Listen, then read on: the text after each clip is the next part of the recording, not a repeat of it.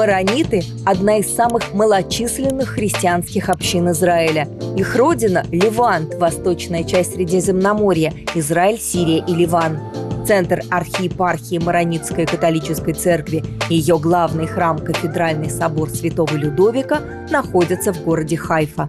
Такой интересный храм, но он спрятался очень сильно в глубине квартала, его так просто не найдешь. Здесь располагается церковь и культурный центр одной из древнейших христианских общин Ближнего Востока – маронитов.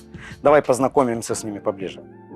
В Израиле сегодня живут около 10 тысяч маронитов. Когда маронитов называют арабами-христианами, они вежливо поправляют неточность. Мы – христиане, говорящие по-арабски.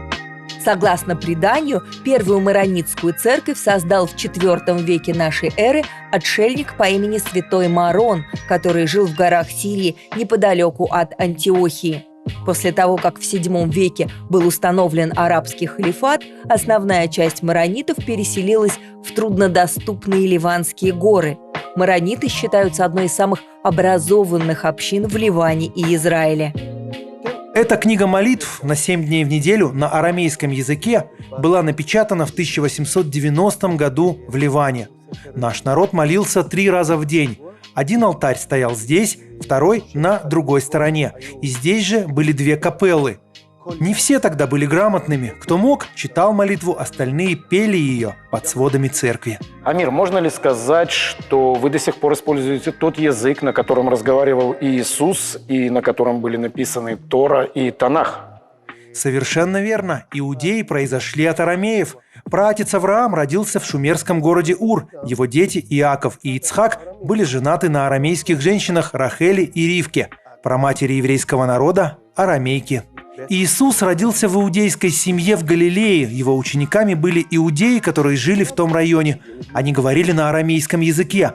Ортодоксальный иудаизм не принял Иисуса как мессию, но многие его ученики оставались с ним, верили его учению и уверовали в него после воскрешения Христова. В те времена во многих местах были даже 2 синагоги. В одних молились ортодоксальные иудеи, а в других – последователи Христа, которых потом станут называть христианами. И так было до VII века, пока Израиль не захватили персы. Арамейский язык существует уже более 3000 лет. Его упоминание есть даже в Торе. Иерусалимский Талмуд отмечает, что арамейский упоминается во всех 3 разделах Танаха – и в Торе, Пятикнижии Моисеевом, и в пророках, и в Писаниях. Арамейский язык – это сегодня мертвый язык, как латынь, или все-таки живой? Арамейский язык – это живой язык. На нем говорят более 3 миллионов человек, и я один из них. Я учу арамейскому не только своих детей, но и всех детей и взрослых в нашей общине. Возрождение разговорного арамейского языка, который до недавних пор считался языком литературы и богослужений, стало возможным во многом благодаря главе Арамейско-христианской ассоциации Шади Халюлю. Он живет на севере Израиля, в деревне Гуш-Халав, поселении времен Второго храма, которое стало домом для более 1500 маронитов.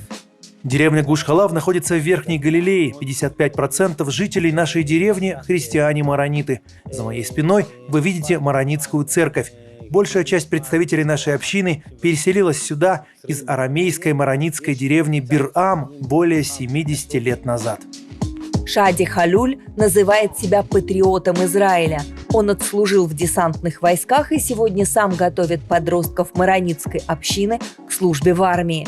Мечта Шади – возродить родную деревню Бир-Ам, где сегодня, кроме церкви, ничего нет, чтобы уникальная община маронитов могла сохранить свои традиции и арамейский язык. Здесь, в деревне Бир-Ам, в Верхней Галилее, располагалась религиозная школа, где первосвященник обучал маленьких детей арамейскому языку, пока их родители работали в поле. Здесь же расположена наша главная святыня – арамейская антиохийская церковь. Нивин руководит арамейским молодежным движением в деревне Гуш-Халав. Своих детей она с детства воспитывает в духе культурных ценностей своего народа. Как видите, в моем доме много вещей, которые символизируют связь с нашими корнями и традициями. Часть я привезла из Ливана. Тут есть даже камни из деревни Бир-Ам. За моей спиной статуэтка святого Шарбеля и других святых, а там Новый Завет. Мне очень нравится, как выглядит эта книга. Она всегда лежит на столе в гостиной. Кто бы ни зашел в гости, сразу погружается в атмосферу нашей христианской общины. Когда я вхожу в дом и вижу в каждом углу гостиной статуэтки святых, мое сердце наполняется радостью и на душе становится спокойно. Я сразу ощущаю связь со своими корнями. Тут изображение Иисуса, терновый венец Христа, а это святая Тереза. Кстати, я назвала в ее честь свою дочь.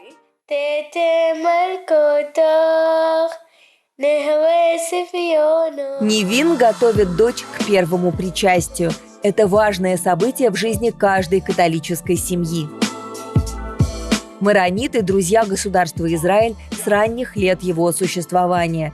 Молодежь из маронитской общины даже служит в израильской армии. По закону призыв для них добровольный.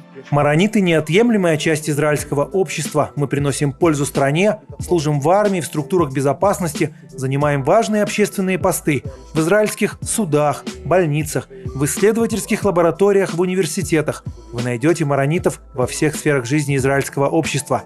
Мы любим Израиль, выполняем свои обязанности и хотим, чтобы соблюдались наши права.